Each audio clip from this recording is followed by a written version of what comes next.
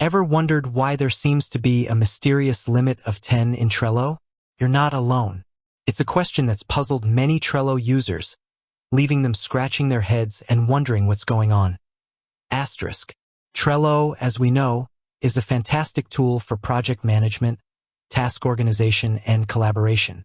But this 10 limit can sometimes feel like a roadblock, especially when you're working on larger projects or dealing with more complex workflows. Understanding the 10 limit.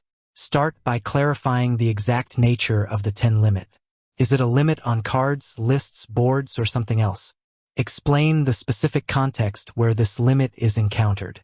Provide examples of scenarios where users might run into this limit, such as creating a large number of cards within a list or trying to add too many lists to a board. Why the 10 limit? Explore the reasons behind this limitation. Is it a technical constraint, a design choice, or something else? Discuss the potential benefits or drawbacks of having such a limit. Consider whether this limit is a deliberate feature or a byproduct of the platform's architecture. If it's a feature, what is the intended purpose behind it? Workarounds and alternatives. Provide practical solutions for users who frequently encounter the 10 limit. Discuss workarounds or alternative approaches that can help them overcome this limitation. Explore techniques like creating subboards, using labels or tags, or considering other project management tools that might not have such restrictions. Best practices for Trello usage.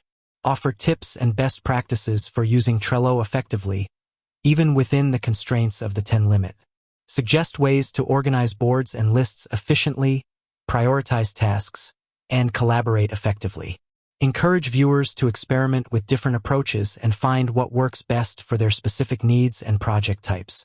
Future outlook, potential changes or updates. Discuss whether there are any indications that Trello might be considering changes to the 10 limit in the future. Explore potential updates or improvements that could address the concerns of users who are frequently impacted by this limitation. If there is no information available about future plans, speculate on what might be possible based on the current trends in project management tools and user feedback.